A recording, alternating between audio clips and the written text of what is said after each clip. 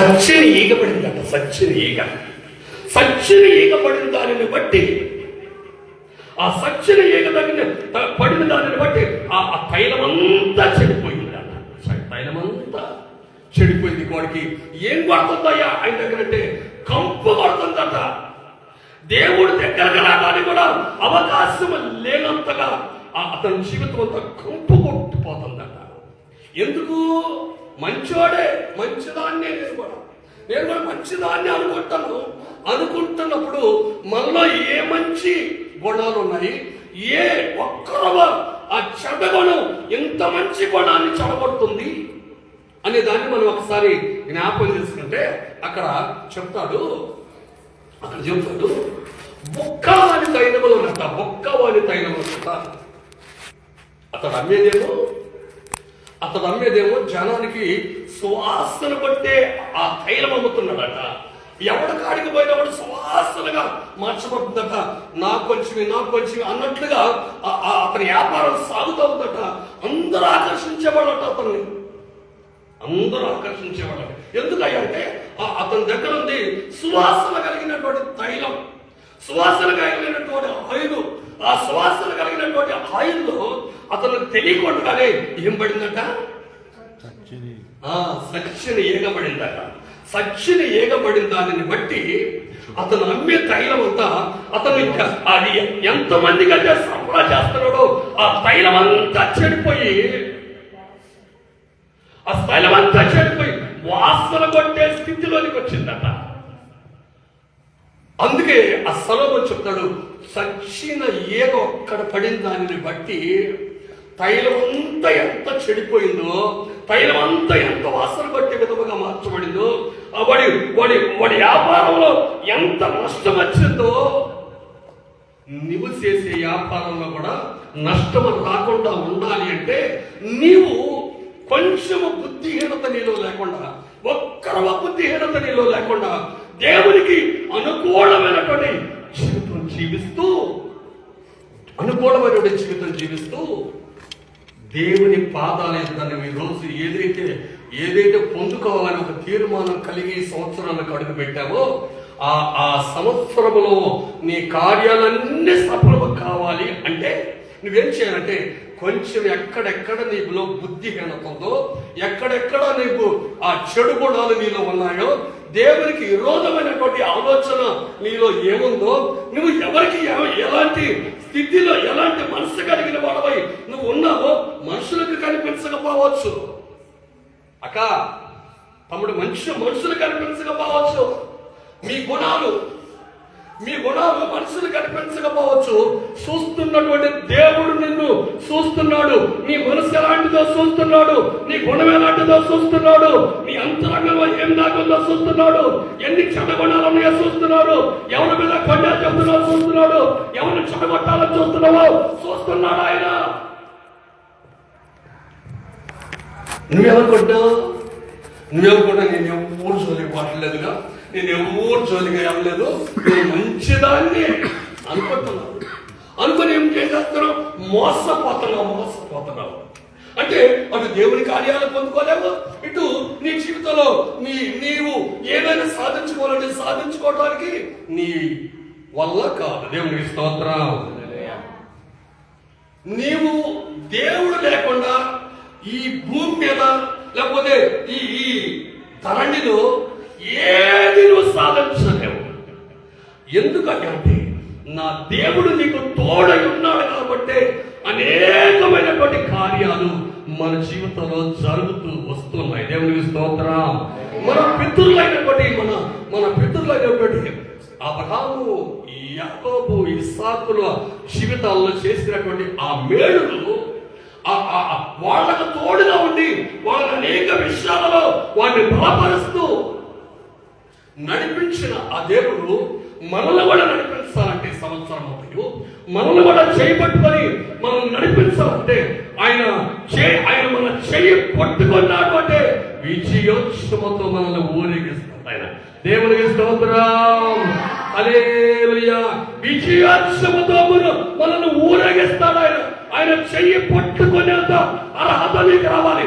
ఆయన నీ చెయ్యి పట్టుకునేంత ఆ దుష్టత్వాన్ని విడిచిపెట్టి దేవుని సన్నిధిలో నిర్దోషివై నువ్వు కనుక ఆయన కనిపిస్తే నీ చెయ్యి ఈ సంవత్సరం పట్టుకున్నాడు అంటే ఈ సంవత్సరం నిన్ను విజయోత్సవంతో నిన్ను ఊరేగిస్తాడు. దేవుని స్తోత్రం.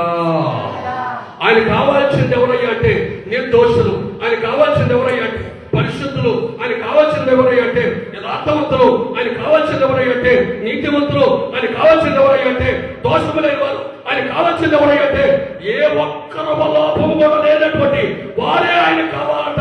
వాళ్ళ చెయ్యి ఆయన పట్టుకొని ఈ 2026 సంవత్సరం ఆయన దయా కిరీటం ఇచ్చి మనల్ని సంపూర్ణంగా నడిపించే నాయకుడు.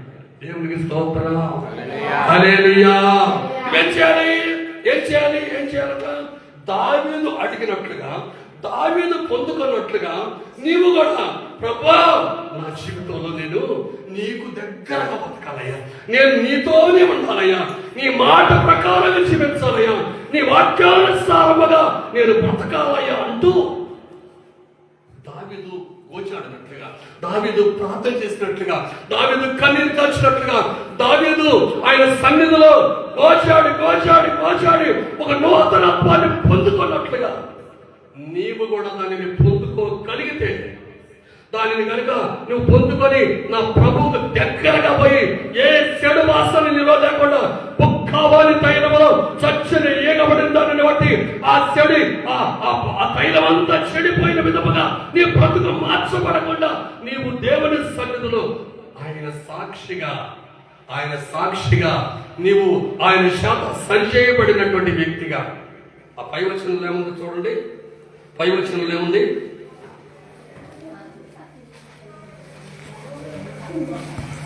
8వ వచనంలో ఉత్సాహ సంతోషముతో నాకు వినిపింపుము. అప్పుడు నీవు విరిచిన ఎముకలు హర్షించును. దేవునికి స్తోత్రం. హల్లెలూయా. నీవు ఇరిచిన ఎముకలు నూతన పరచబడినవై నీవు ఇరిచిన ఎముకలతో నేను సంతోషించినట్లు అయ్యా నాకు శుద్ధ హృదయం దయచేయండి. ఒక స్థిరమైన మనస్సు నాకు ప్రసాదించాయా. నేను నీతో బతకాలి, నీలో బతకాలి, నీ మాట ప్రకారం జీవించాలి అయ్యా. నీ వాక్యానుసారముగా జీవిస్తూ నీ కృపకు దగ్గరగా బతుకున్నట్లుగా, నీ కృప దగ్గరగా బతుకున్నట్లుగా నాకు స్థిరమైన మనసు దయచేయండి. నేను పోగొట్టుకున్నది ఏం పోగొట్టుకున్నానో పోయిన సంవత్సరంలో దానిని మళ్ళా తిరిగి నాకు అనుగ్రహించబడినట్లుగా అయ్యా ఆ కల్మషము కలిగిన మనస్సును నాకు దయచేసి అయ్యా ఆ కల్మషము కలిగిన మనస్సును నాలోంచి తీసివేసి పవిత్రమైనటువంటి మనస్సు నాకు ప్రసాదించు. పవిత్రమైనటువంటి హృదయాన్ని నాకు దయచేయవా. నాలో స్థిరమైనటువంటి మనస్సు నూతనముగా పుట్టించవా. నీతో బతకడానికి కావాల్సినటువంటి ఆ నూతనత్వాన్ని కృపను నాకు ప్రసాదించవా. ఇలాగా గమనించండి. దావీదు దానిని పొందుకోవటానికి ఎంత కన్నీరు ఖర్చు పెట్టాడో నీకు తెలియదు. అది ఊరికినే రాలేదు. ఆయనకు నూతన మనస్సు, నూతన హృదయం, శుద్ధ హృదయం, స్థిరమైన మనస్సు ఆయన కోరికనే రాలేదు. మనాలు వచ్చి కూర్చొని అదేదో 4 మాటలు చెప్పారులే ఈయన పోదాంలని వచ్చి కూర్చొని దానిని అనుసరించకుండా, దేవుని దగ్గర ప్రాధేయపడకుండా, దేవుని దగ్గర కన్నీరు కారవకుండా నాలో మంచి గుణాలే ఉన్నాయని సర్దుకొని పోయేటువంటి వారిని దేవుడు ప్రేమించలేదు. ఎవరిని ప్రేమించారంటే ఆయన సన్నిధిలో ఎవరికి వారు తగ్గించుకుని ప్రభు సన్నిధిలో నేను ఎలా ఉన్నాను, ప్రభు సన్నిధిలో నేను ఎలాంటి జీవితం జీవిస్తున్నాను, ప్రభు సన్నిధిలో నా మనసు ఎలా ఉంది, నేను దేవునికి అనుకూలమైనటువంటి జీవితం జీవిస్తున్నానా, నాలో ఏమైనా దేవునికి విరోధమైనటువంటి ఆలోచనలు ఏమన్నా ఉన్నాయా అంటూ మనల్ని మనం సరి చేసుకోవటానికి దేవుని సన్నిధిలో ఆయన వాక్యము దగ్గర కనుక మనం దానిని సరి చేసుకొని చూడగలిగితే ఎక్కడ మనకు కనిపించదు. కానీ ఎక్కడ మనకు కనిపించదు, నీలో లోపం కనిపించదు. అపోస్తలుడైన పౌలు గారు చెప్తాడు, నాలో ఏ లోపము కనిపించలేదు. పౌలు గారు మంచోడు అనుకుంటున్నాడు ఆయన, కానీ మంచివాడుని అనుకుంటున్నాను, కానీ అది నేను మంచివాడునని అనుకోవటానికి అది కుదిరే పని కాదు. ఎందుకంటే వాక్యపు ఎలుగులో చూసుకుంటే నేను పాపులలో ప్రధానుడిగా నిలబడ్డాను అంటాడు ఆయన. దేవునికి స్తోత్రం. పాపులలో ప్రధానుడను నేను. ఒకప్పుడు దోషకుడను, ఒకప్పుడు హానికరుడను, ఒకప్పుడు దూషించిన వాడను. దేవుని పిల్లలను, దేవుని సేవకులను, దేవుని పిల్లలను దేవుని సన్నిధిలో ఉన్నటువంటి వారిని దూషించిన వాడను, హాని చేసిన వాడను, ఒకరికి దుర్మార్గమైన పనులు చేసినటువంటి వాడను. ఇప్పుడు చూసుకుంటే మంచి వాడాలే ఉన్నాను, కానీ ఆయన అర్థంలో చూసుకుంటే, ఆయన వాక్యం అనే అర్థంలో చూసుకుంటే నేను పాపులలో నేను ప్రధానుడిగా ఉన్నాను. పాపులలో నేను ప్రధానుడిగా. పిల్లలు గమనించండి, ఆయన సన్నిధిలో మనం ఆయన పాదాల దగ్గర ప్రాధేయపడి ప్రభువా, నేను జరిగిన సంవత్సరంలో ఏదైతే అయ్యా పొందుకోలేని వాడిగా ఉన్నానో, ఈ సంవత్సరంలో నీ దగ్గర, నీ పాదాల దగ్గర పొందుకొని కృప నాకు ప్రసాదించండి. ఈ సంవత్సరం అంతా నీతో నడిచి, నీలో జీవించి, నీ కృపను పొందుకునే ఆ కృప మహనైశ్వర్యం నాకు ప్రసాదించండి అయ్యా అంటూ ఆయన సన్నిధిలో. ఎందుకంటే ఆయన సన్నిధిలో అంట, నేను ఇందాక చెప్పానే, ఆ బొక్క వాని తైలములో కొంచెమే బొక్క ఏగే పడిందట. తైలమంతా మంచిదే, తైలమంతా సువాసనగానే ఉంది, తైలమంతా బాగానే ఉంది, నలుగురికి కనిపించేటట్లు బాగానే ఉంది. కానీ దానిలో ఏముందో అతనికి అర్థం కాక, అది ఇంకొకడు చెప్పేదాకా అతనికి అర్థం కానటువంటి జీవితం అతను జీవిస్తా ఉన్నాడు. దేవునికి స్తోత్రం.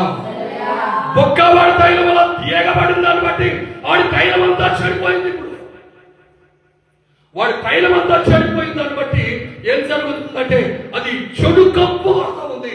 అది ఎవరో కొనడానికి వెళ్ళలేదు, ఎవరో రాసుకోవడానికి వెళ్ళలేదు, దేనికి పనికిరాని విధముగా వాడి తైలం మార్చబడింది. దేవునికి స్తోత్రం. హల్లెలూయా. మనము ఈ సంవత్సరం నూతన అనుభవాల్లోనికి, నూతన మనస్సు తాత్కాలికంగా కాదు ఆయన అడుగుతుంది.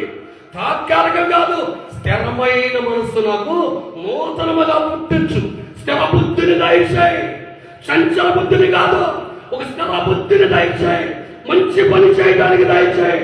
నేను చేసే పని ఇంతకంటే గొప్పగా చేయడానికి ఒక స్థిరమైన మనస్సు నాకు దయచేయి. స్థిరమైన మనస్సు. దావీదు అడుగుతున్నటువంటి ఆ మనస్సు ఎలా దేవునికి ప్రేమ కలిగింది, కానీ దేవుడు ప్రేమించి దావీదుకి శాశ్వతమైన కృపనిచ్చాడు. దేవునికి స్తోత్రం. మనం కూడా దాన్ని అడగాలి, దానిని పొందుకోవాలి. ఈ సంవత్సరం అంటే ఈ సంవత్సరం దానిని పొందుకొని ప్రభు కృపకు దగ్గరగా, ప్రభు ఆత్మ కలిగిన వారమై ప్రభు నడిపించే ఆ మార్గంలో మనం నడిపించబడిన వారమైతే ఏ లోపము మనలో ఆయన కనుగొనకుండా, ఏ లోపము మనలో ఆయన చూడకుండాట్లుగా ప్రతి విషయంలో సరి చేసుకుంటూ, ప్రతి విషయంలో ఒక చోట మాటలు చూడండి, నేను చూపిస్తాను. కొరింథీయులకు రాసిన మొదటి పత్రికలో, కొరింథీయులకు రాసిన మొదటి పత్రిక, త్వరగా నేను ఇంకొక మాట్లాడాను. కొరింథీయులకు రాసిన మొదటి పత్రిక 5వ అధ్యాయం 6వ వచనం చదువుతాం. మీరు అతిశయపడటం మంచిది కాదు. దేని నిమిత్తం అతిశయపడతాం? దేని నిమిత్తం అతిశయపడతాం? మీరు అతిశయపడుట మంచిది కాదు. పులిసిన పిండి పులిసినటువంటి పిండి రాత్రిది నిన్నటిది, ఏదైనా రాత్రిది నిన్నటిది, ఏదైనా వక్రవ నీలో ఉంటే వక్రవ తప్పాలకు అంటితే వక్రవ నీవు ముద్ద చేసినటువంటి పిండి ఉంది, ఆ పిండిలో వక్రవ కలిస్తే నేను కొత్త ముద్దగా మార్చబడ్డాను, నేను కొత్త ముద్దగా అయ్యాలనుకుంటున్నావే, ఆ కొత్త ముద్దలో ఒక్క రవ్వ పులిసిన పిండి ఒక్క రవ్వ ఉంటే ఏం జరుగుతుందట? ముద్దంతయు ఇసిరి పారవేయాల్సి వస్తుంది. దేవునికి స్తోత్రం. కొంచెం కొంచెం కొంచెం అన్నా నేను బాగానే ఉన్నాను అనొచ్చు. బాగానే ఉన్నావు. బుద్ధిహీనత కొంచెం పులిసింది నీలో ఉందా? కొంచెం పులిసిన పిండితోటి నువ్వు మళ్ళా ముద్ద చేయబడుతున్నావా? ఆ పులిసిన దాన్ని విడిచిపెట్టావా? ఆ పులిసిన దాన్ని నీలోనికి రాకుండా, ఆ ముద్దలోనికి రాకుండా నీవు ఎడగొట్టావా? కొత్త ముద్ద తయారవుతుందా? లేదా ఆ పులిసిన పిండి కూడా ఇప్పుడు కూడా దానిలో కలిపి ఇప్పుడు కూడా దాన్ని తీసుకొచ్చి దీనిలో కలుపుతూ ఆ ముద్దంతా ఎడగా 100 మందికి అప్పాలు చేయడానికి తీసుకొచ్చాం అనుకోండి. 100 మందికి అప్పాలు చేయడానికి తీసుకొచ్చాం అనుకోండి. ఒక మంచి ముద్ద, కొత్త ముద్దను తీసుకొచ్చాం అనుకోండి. కొంచెం అది కొంచెం ఉంటే ఎప్పుడుది పోయిన సంవత్సరం ఉన్నది. లేకపోతే నిన్న నువ్వు చేసావు చూడు, అది బాగా పులిసింది చూడు. ఆ పులిసి దీనిలో ఏదైనా ఒక్కరో కలిస్తే ఏం జరుగుతుందట? మనం కూడా చాలాసార్లు పడేసి ఉంటాంగా. మనం కూడా చాలాసార్లు తినాలి కాక ఇది పులిసిపోయిన కూర అన్నా, ఇది పులిసిపోయిన పిండి అన్నా, ఇది పులిసిపోయిన ఎందుకు బారేసామంటే పులిపిండి కొంచెం అంతా కాదు. ఒక 4 మానికల పిండిని కలిపావు. 4 మానికల పిండి కొత్త ముద్దలు చేశావు.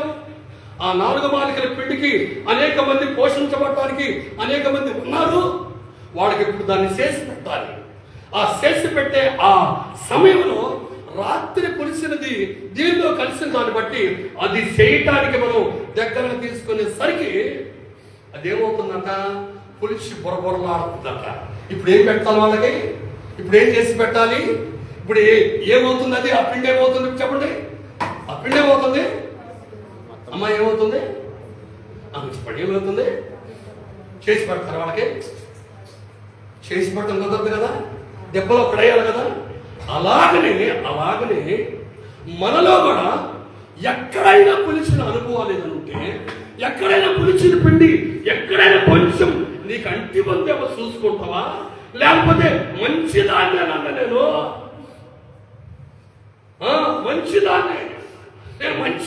మంచివాడివే. పులిసింది చూడు, ఎక్కడన్నా నీలో ఉరుక్కుందేమో. పులిసింది చూడు, ఎక్కడైనా నీలో తాగుందేమో. పులిసింది చూడు. అదే అనుభవాల్లోకి ఈ సంవత్సరంలో కూడా వచ్చావు కదా. అక్క పోయిన సంవత్సరం చేసిన అనుభవాలు, పోయిన సంవత్సరం చేసినటువంటి అలవాట్లు, పోయిన సంవత్సరం చూసినటువంటి ఆ కార్యాలు, పోయిన సంవత్సరం తిరిగినటువంటి ఆ తిరుగుళ్ళు, పోయిన సంవత్సరం తాగినటువంటి ఆ తాగుడు, పోయిన సంవత్సరం చూసినటువంటి ఆ సిరియాలు, పోయిన సంవత్సరం చూసినటువంటి అయ్యి సహవాసాలు ఈ సంవత్సరంలో కూడా తెచ్చిపెట్టుకున్నావు కదా. ఈ సంవత్సరంలో కూడా తెచ్చిపెట్టుకొని ఒక కొత్త ముద్దను తయారు చేసుకొని నేను ఆ పండుగలో పాల్పొప్పులు పొందుకున్నాను, ఆ నూతన ఆరాధనలో పొందుకున్నాను. దేవుడు మమ్మల్ని నూతన పరిచాడు, దేవుడు నూతన వాగ్దానాన్ని ఇచ్చాడు, నూతన వాగ్దానంతో మేము ఆశీర్వదించబడతామని కొత్తగా ముద్ద తయారై వచ్చాను కదా. ఆ తయారై వచ్చినప్పుడు తయారై వచ్చిన వారు మరి దాన్ని కూడా తీసుకొచ్చి పెట్టుకోవడం ఎందుకు ఇప్పుడు? ఏది అంటే మీరెందుకు మీకు కనపడుతుంది? మీకు కనపడదు, సర్వశక్తి కలిగిన దేవుడికి కనపడుతుంది. దేవునికి స్తోత్రం. మీ కంటికి కనిపించుకొని మన పోయిన వారం అంతకు ముందు వారం చెప్పాను. ఎందుకంటే ప్రకాశమానమైనటువంటి స్వార్థ మీకు అది మీ కంటికి కనిపించకుండా, ఆ కంటికి కనిపించకుండా ఏం జరిగిందంటే అది ఈ లోక సంబంధమైనటువంటి దేవత మనకు గుడ్డితనమును కలుగు చేసింది. అందుకని మనకు ఎంత పులిసిన అనుభవాలు ఉన్నా, ఎంత పులిసిన పిండి మనలో ఉన్నా, ఎంత పులిసిన సవాసం మనలో ఉన్నా, ఎంత పులిసిన అనుభవాలు మనం చేసేది మంచిదని అనుకుంటాం కానీ, మేము చేసేది మంచిదని అనుకుంటాం కానీ, మేము చేసేది భక్తి అని అనుకుంటాం కానీ, మేము చేసేది దేవుని చిత్తమా లేదా నా ఇష్టమా? దేవుని చిత్తం చేస్తున్నానా, నేను నాశనం చేస్తున్నానా, దేవుని అడిగానా, నేను దేవుని అడగకుండా చేస్తున్నానా? దావీదు ఎప్పుడైనా సరే అతను సింహాసనం ఎక్కినాక తర్వాత కూడా ఏ కార్యమైనా దేవుని దగ్గర విచారించకుండా ఆయన ఏ పని చెయ్యలేదు. పొమ్మంటే పోయాడు. దావీదు ఈ స్థలానికి వెళ్ళేది కాదు, నువ్వు మానుకోమంటే మానుకున్నాడు. వెళ్ళమంటే వెళ్ళాడు. ఎప్పుడు ఎలా దొరికింది అది? ఎలా తెలిసింది ఆయనకి? చెప్పండి. ఎలా తెలిసిందంటే దేవుని పాదాల యొక్క కూర్చొని, ప్రభువా నేను ఈయన మీదకి ఈ దేశం మీదకి యుద్ధానికి వెళ్ళొచ్చా, వెళితే మాకు జయం దొరుకుద్దా అని అడిగినప్పుడు దావీదుకి ఆ ప్రాధేయపడిన దాన్ని విచారించిన దాన్ని బట్టి, ప్రార్థన చేసిన దాన్ని బట్టి దావీదుకి ఒక దేవుని వాక్ ఒకటి వచ్చేది. ఆ వాక్ ఏంటయ్యా అంటే, దావీదు ఈ ప్రాంతానికి లేకపోతే ఈ రాజ్యం మీదకి నువ్వు యుద్ధానికి రాజు మీదకి వద్దు, నువ్వు అక్కడ ఆగు, నేను దాన్ని చూసుకుంటానని దావీదు అనేక సందర్భాల్లో అనేక చోట్ల అనేకమైనటువంటి ఆ దేవుని కార్యాలు దావీదు ద్వారాగా జరిగించాడు. దేవునికి స్తోత్రం. మనం ఎలాంటి వారమై ఉన్నాము అంటే, పులిసిన పిండి, అది నేను చెప్పేది, పులిసిన పిండి మనలో ఎక్కడైనా ఉందేమో చూసుకునే అనుభవాలు ఎవరి దగ్గర అయితే ఉంటాయో, దావీదు ఎలా అయితే దేవుడు నాకు దూరం అవుతున్నాడేమో అని కదా ఆ మాట అడిగింది ఆయన. దావీదుకి ఎందుకు అడగాల్సి వచ్చిందన్నమాట? దావీదుకి ఎందుకు అడగాల్సి వచ్చిందంటే, నేను చేసిన పని కొంచెం తప్పే, నేను చేసిన పని తప్పనుకునేది ఈ రోజు ఏమంటారు, అస్సలు మాట్లాడే పని లేదు. నేను చేసినంత కరెక్టే అనుకునేవాళ్ళు ఎక్కువ మంది ఉంటారు. నేను చేసింది తప్పే, దేవుని దగ్గర ఒప్పుకుందాం, దేవుడు ఏం చెప్తాడో విందాం, దేవుని మాట విందాం అనుకునే వాళ్ళు చాలా తక్కువ మంది ఉన్నారు. కనుక మనం ఏం చేస్తున్నట్టే, దావీదు ఎందుకు ఆ మాట అడిగాడని నేను ఆలోచించి దాన్ని లోతుగా నేను చూస్తే అనుకుంటాను. ఆ దావీదు కంట దేవుడు దూరం అవుతున్న సంగతి దావీదుకి అర్థమైందట. దేవుడికి స్తోత్రం. అలాగే దూరమైన వాళ్ళు ఇంకా చాలా మంది ఉన్నారు. అలాగా దేవుడు దూరమైనా కూడా, దేవుడు అతని మీద నుంచి వెళ్ళిపోయినా కూడా అది గమనించినటువంటి బలాధ్యులైన వారు చాలా మంది బైబిల్లో ఉన్నారు. అలాంటి వాళ్ళు అంటే వాళ్ళు ఎండిపోయిందాకా, అసలు దూరమైందాకా, తన జీవితం పాడైపోయిందాకా అది చూసుకోలేదు. వాళ్ళు ఉండాలి అనుకుంటున్నారు వాళ్ళు. కానీ దావీదు మాత్రం అలా కాదు. దావీదు దేవునికి ఈ దేవుడు నాకు దూరం అవుతున్నాడు అనే సంగతి దావీదు గమనించి వెంటనే మలుచుకుని, ప్రభువా నీ చిత్తము నాకు దూరం అవుతుందయ్యా, నీ ఆలోచన నాకు దూరం అవుతుందయ్యా, నీ మాట నాకు దూరం అవుతుందయ్యా, నాకు ఇంతమంది ఎప్పటికప్పుడే వినిపించేది ఇప్పుడు వినిపించడం లేదయ్యా, నాకు ప్రసాదించాయా, నూతన హృదయాన్ని నాకు ప్రసాదించాయా, స్థిరమైన మనసు నాకు దయచేయడయ్యా. ఎందుకు నాకు ఇక్కడ నీ మాట నీ స్వరం వినబట్టలేదు, అది నాకు మరలా నేను వినేంత వరకు కృప నాకు ప్రసాదించమని ఆయన సన్నిధిలో ప్రాధేయపడి ఏడ్చి కన్నీరు కార్చి దానిని పొందుకునేంత వరకు ఆయన సన్నిధిలో కనిపెట్టాడు. అవసరం లేదా మనకు? అది అవసరం లేదా? ప్రార్థన చేస్తే, ఆ ప్రార్థన చేస్తే ఏషధారణ అనేది చాలా ప్రాబ్లం. ఏషధారణ అని ఎప్పుడు అంటామంటే లోపాలు ఉన్నా కూడా నేనంత భక్తి చేస్తున్నాను, నేనంత భక్తిలో నేను నాకంటే ఇంకా ఎరగదీసిన వాడు ఎవరో లేరు అనుకున్నట్టు నడిపించబడేవాడిని ఈ లోకం ఏమనుకుంటుంది, లేకపోతే దేవుడు ఏమనుకుంటాడంటే వేషధారణ అంటాడు. దేవుడికి స్తోత్రం. అలాంటి వ్యక్తి ఒక వ్యక్తి ఉన్నాడు. నేను ఆ మాట చూపించిన టైం అయింది, నేను ముగిస్తాను. నేను చాలా చెప్పాల్సి అందుకని ఆ సమయం లేదు, నేను రావడం కొంచెం లేట్ వచ్చింది కాబట్టి అలాంటి వ్యక్తి ఒక చోట నేను చూపించి రాజుల మొదటి గ్రంథం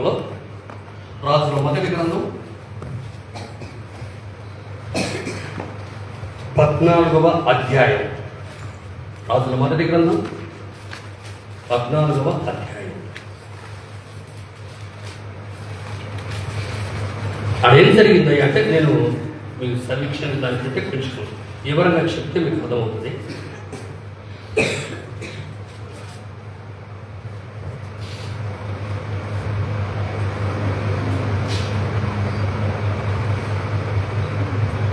పదాల దేవుడు 2వ వచనం నుండి కొన్ని వచనాలు మనకు చదివితే అర్థమవుతాయి. నువ్వు లేచి యెరోబాము భార్యవని తెలియబడకుండా మారువేషము వేసుకొని షిలోహునకు పొమ్ము, నీ జనుల మీద నేను రాజునగుదనని నాకు సమాచారము తెలియచెప్పిన అహియా అక్కడ ఉన్నాడు. నీవు కాబట్టి అప్పములను ఒక బుట్టి తేనెయు చేత పట్టుకొని అతని దర్శనము దర్శించి అతని దర్శించుము. ఆ బిడ్డ ఏమగును నీకు తెలియజేయనని చెప్పగా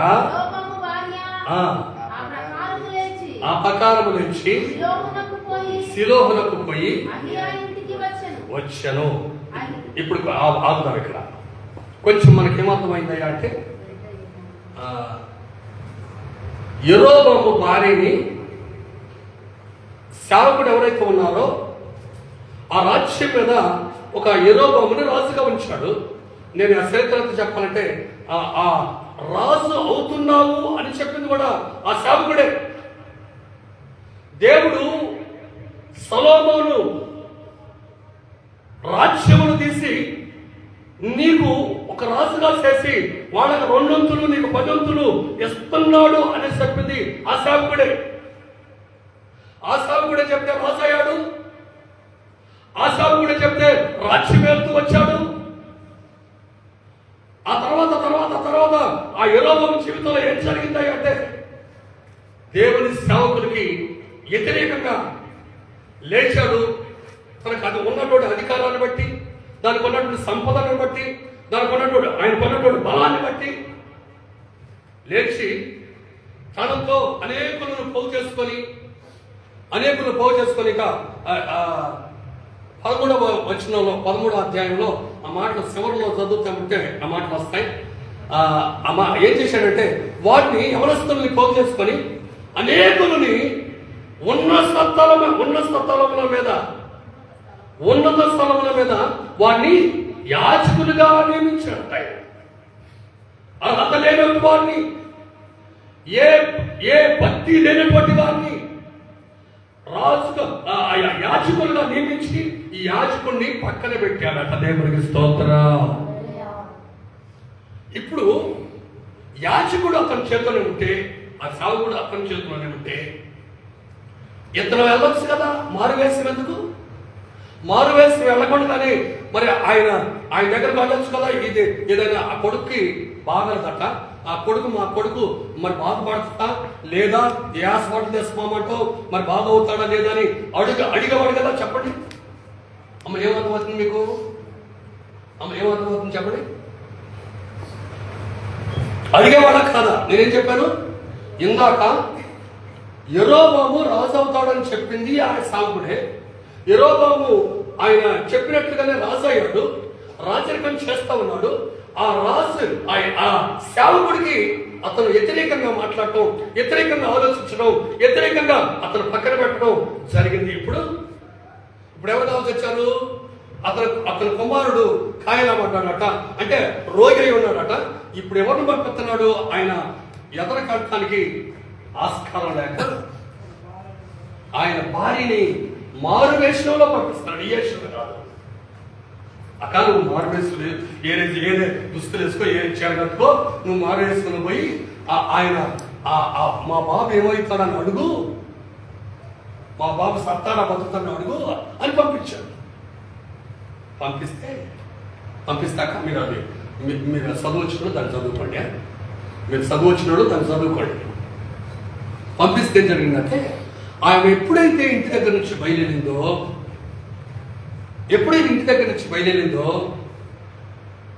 ఆ యాజకుడికి, ఆ పాస్టర్ గారికి దేవుని వాక్కు ప్రత్యక్షమైంది. దేవుని వాక్కు దిగి వచ్చింది. దేవుని వాక్కు దిగి వచ్చి ఆ సేవకుడు పేరు అక్కడ అగియాకు ప్రత్యక్షమై, అయ్యా యెరోబాము భార్య వస్తుంది. యెరోబాము భార్య ఎందుకు వస్తుందో అంటే వాళ్ళ కొడుకు సావత్తులో మధ్యలో ఉన్నాడు, అది బాధపడతాడా లేదా అని అడగడానికి యెరోబాము రాక యెరోబాము పంపించి యెరోబాము మీ ఎదుటికి రాకుండా యెరోబాము భార్యని ఎలా పంపిస్తున్నాడట? మారు వేషం ఎందుకు? యథార్థంగా పోయి అడగచ్చు కదా.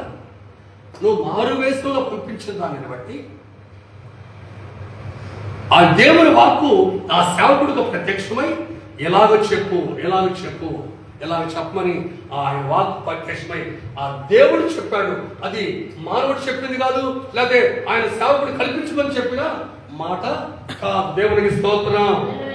ఏం చెప్పాడు? యెరోబాము భార్య వస్తుంది, ఆమె మారువేషంలో వస్తుంది, ఆమె కొడుకు కాయలబడి చనిపోవడానికి సిద్ధంగా ఉన్నాడు. ఆ కొడుకు నిశ్చయంగా ఏమన్నాడు? అవుతాడని చెప్తుంది. ఎందుకు మారువేషం? ఎందుకు? దేవునికి దగ్గరగా బతకాలని కదా మన ప్రయాస అంతా. దేవునికి దగ్గరగా ఉండాలని కదా నేను మొదటి నుంచి వాక్యం చెప్తా ఉంది. దేవునికి దగ్గరగా బతకకుండా, దేవుని కార్యాలు మన జీవితంలో జరిగించుకోకుండా వ్యతిరేకంగా లేవటం, వ్యతిరేకంగా మాట్లాడటం, వ్యతిరేకమైనటువంటి స్వభావాలు కలిగిన వారై దేవుని సేవకులకు వ్యతిరేకంగా లేచిన వారుగా ఉంటే, మీకు మీ సేవకుడు ఎప్పుడైనా మీకు అనుకూలమైనటువంటి వాడిగా మీ సేవకుడు ఉంటే, మీ సేవకుడు ప్రార్థన చేస్తే, మీ సేవకుడు మిమ్మల్ని ప్రేమిస్తే, మీ సేవకుడు మీరు ప్రేమిస్తే, ఆ ప్రేమ, ఆ సేవకుడి మీద మీరు చూపించిన ఆ ప్రేమ దేవుని దయ ఆ సేవకుడికి ఇచ్చి మీ మీద మరలా తన ప్రేమను చూపించగలిగినటువంటి కృప దేవుడు ఇస్తాడు. దేవునికి స్తోత్రం. అదే కనపడిందా లేదా? అదే కనిపించిందా లేదా? అక్కడ ఏమని కనిపించిందంటే, నువ్వు యథార్థంగా పోయి మా సేవకుడే మమ్మల్ని ప్రేమించిన వాడే, మమ్మల్ని అధికారం ఇచ్చిన వాడే, మమ్మల్ని రాజుగా చేసిన వాడే, మా కుటుంబాన్ని దీవించిన వాడే, మా కుటుంబాన్ని ప్రేమించిన వాడే, మా కుటుంబంలో కార్యము జరగడానికి కృప చూపించి అతను వంతు కృషి చేసిన వాడే అని ఏం చేయాలట? ఏం చేయాలట? వ్యతిరేకంగా రావాలా? మరి ఏం చేయాలా? వ్యతిరేకంగా లేచి నీకేం అవసరం లేదు, మళ్ళా ఆ సేవకుడే మరలా కావాలి, ఆ సేవకుడి ద్వారానే కార్యాలు జరగాలి, ఆ సేవకుడి ద్వారానే బతుకుతాడా లేదా తెలుసుకోవాలి. దాన్ని ఏమంటారు చెప్పండి? ఇప్పుడు దాన్ని ఏమంటారు? వేషధారణ అంటారు. దాన్ని వేషధారణ. మారువేషంలో పోయి యథార్థంగా పోయి మాట్లాడలేక, మారువేషంలో పోయి అవుద్దా కాదా, మేము జరుగుద్దా లేదా, మేము వెళ్ళగలమా లేదా, మా కార్యం జరుగుద్దా లేదా అని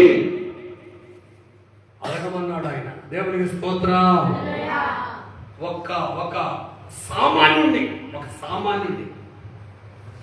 ఒక పని చేసుకునేవాడిని, ఒక ట్రాఫిక్ పని చేసుకుంటూ కూలి పని చేసుకునేవాడిని దేవుడు ప్రేమించి రాజుగా చేస్తే ఆ రాచరికంలో వచ్చినటువంటి ఆ అధికారాన్ని బట్టి, ఆ రాచరికంలో వచ్చినటువంటి ఐశ్వర్యాన్ని బట్టి, ఆ రాచరికంలో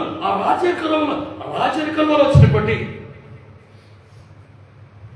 దాని ఆ అధికారాన్ని బట్టి ఏం జరిగిందంటే, ఏ సేవకుడైతే అతడు ఐశ్వర్యము పొందడానికి, ఏ సేవకుడైతే అతనికి అధికారం రావడానికి, ఏ సేవకుడైతే అతను కుటుంబం దీవించబడటానికి కారుకుడయ్యాడో,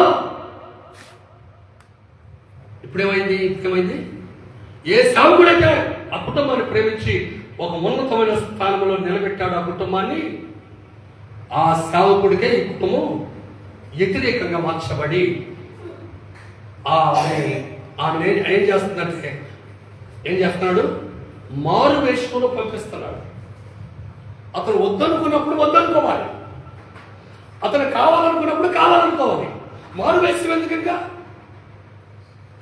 ఆరువేషం లేకుండా అయా దేవుని సందులో ప్రార్థన చేయి, మా మా మా కార్యాలు జరుగుతాయా లేదా అని యథార్థంగా పోయి అడగాల్సినట్టు వారు దేవుని పిల్లలు ఎవరంట? యథార్థవంతులట.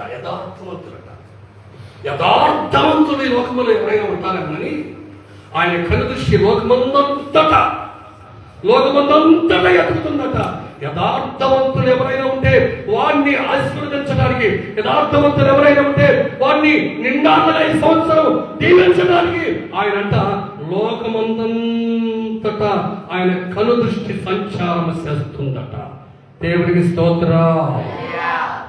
మనకు కూడా యథార్థవంతులముగా, మనము కూడా దేవుని సన్నిధిలో ఒక నిందారహితులముగా, మనము కూడా దేవుని సన్నిధిలో ఒక పరిశుద్ధమైన హృదయం కలిగిన వారుగా, మనము కూడా దేవుని సన్నిధిలో దావీదుకి ఎంత కృప దొరికిందో, దావీదుకి ఎంత శాశ్వతమైన కృప దేవుడు అనుగ్రహించాడు, మన పట్ల కూడా ఆయన కృప చూపాలి. రాత్రి ఈ నూతన సంవత్సరంలో అంటే ఈ రాత్రి ఒక తీర్మానానికి వచ్చి ప్రభువాని సన్నిధులు మేము నిందారహితులుగా మా హృదయాన్ని మార్చి ఒక స్థిరమైన మనసును దయచేసి ఒక నూతనమైన ఆలోచన మాకు దయచేసి ఎక్కడ పులిచిన అనుభవాలు మాలో కూడా ఎక్కడ ఆ బొక్కావని తైలంలో చచ్చిన ఏకబడిన దానిని బట్టి ఆ నూనెంతా కంపు కొట్టే విధముగా మా బ్రతుకులు ఉండకుండా మా జీవితాలు ఒక సువాసనగా, మా జీవితాలు ఒక ఉన్నతమైన స్థానంలో నిలబెట్టగలిగిన దేవుడు నీవేనని ఒక్కసారి మనం మోకరితో తీర్మానం చేసుకొని